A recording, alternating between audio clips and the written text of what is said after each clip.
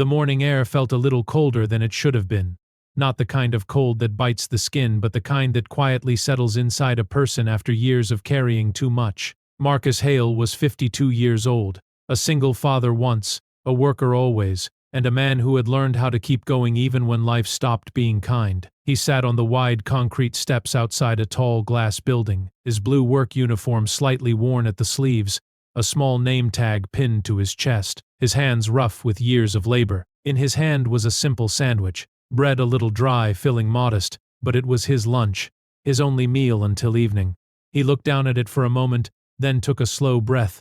There was a time when lunches were louder, when a small boy would sit beside him laughing crumbs everywhere, talking about school and dreams and silly things. That boy had grown, moved away, built a life of his own. Marcus was proud, but pride does not fill silence.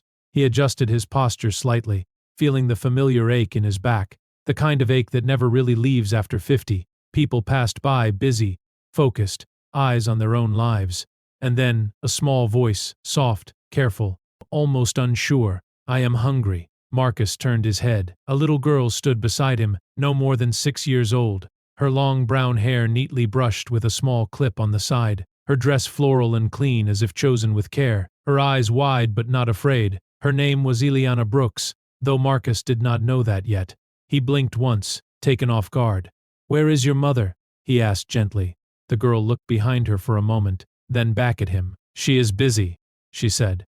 There was no complaint in her voice, just a simple truth. Marcus studied her face. There was something about her, not sadness exactly, but a kind of quiet patience that no child should carry. He looked at his sandwich again. For a brief moment he hesitated. Hunger is a stubborn thing, especially at his age, especially after a long morning of work, but something deeper spoke louder. Maybe it was memory, maybe it was habit, maybe it was simply who he had always been. He broke the sandwich in half, carefully, evenly. He held one piece out to her. "Here you go." The girl took it slowly, as if unsure she was allowed. "Thank you," she said softly. She sat down beside him, leaving just a small space between them. Tea. Hay ate in silence for a while, the kind of silence that does not feel empty.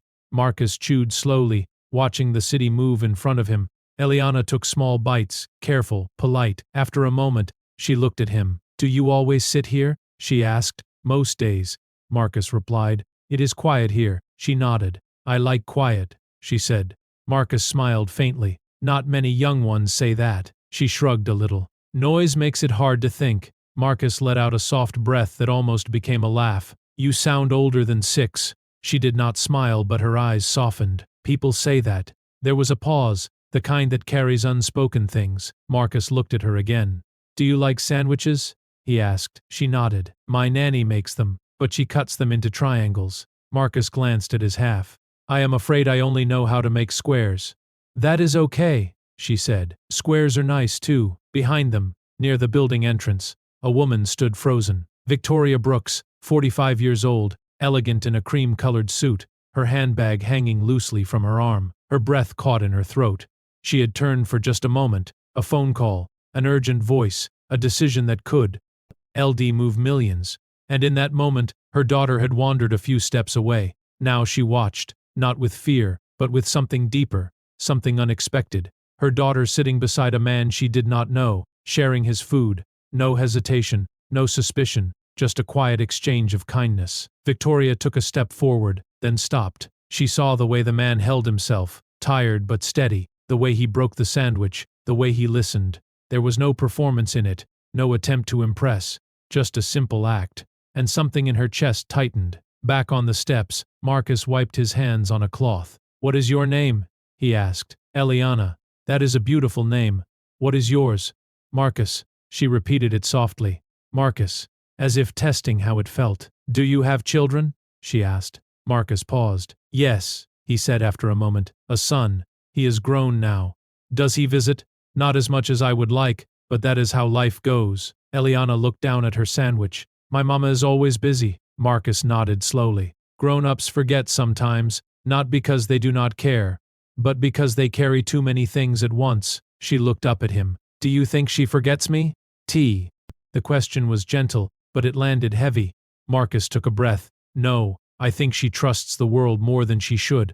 and today the world was kind. Eliana seemed to think about that. Then she smiled just a little. I think so too. Victoria felt something break open inside her, a realization she had avoided for years. Success had come with a cost, a quiet distance, built one meeting at a time. She walked forward slowly, her heels softer against the ground now. Eliana turned. Mama. Victoria knelt down beside her, her composed face now touched with emotion. Are you all right? She asked.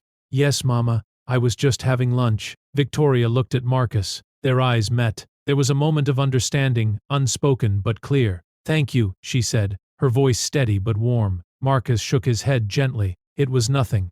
It was not nothing, she replied. You shared your meal. Marcus shrugged slightly. She said she was hungry. Victoria glanced at the remaining piece of sandwich in Eliana's hand, then back at Marcus. What is your name? Marcus Hale. Victoria nodded. I will not forget that. There was another pause, but this one felt different, full of meaning, full of possibility. Eliana stood and brushed her dress. Thank you, Marcus, she said again. You are welcome. She hesitated, then did something unexpected. She reached out and hugged him. Light, brief, but real. Marcus froze for a second, then gently returned it. Victoria watched, her eyes soft. We should go, she said quietly. Eliana nodded. As they turned to leave, Victoria stopped once more. Mr. Hale, if you are here tomorrow, I would like to speak with you. Marcus frowned slightly. About what? About something that matters. She gave a small nod, then walked away. Marcus remained on the steps, the city moving again, the moment slowly fading. But something had changed, not in the world, but in him. The next day came, and the day after that, but that first meeting, that simple act, stayed. Sometimes life does not change with grand gestures. Sometimes it changes with half a sandwich, shared on a quiet morning. And for those who have lived long enough, they know kindness is never wasted. It finds its way, even into the busiest lives, even into hearts that have forgotten how to slow down. If this story touched something inside you, take a moment. Like, share, subscribe, and tell us. In the comments, have you ever shared something small that became something unforgettable?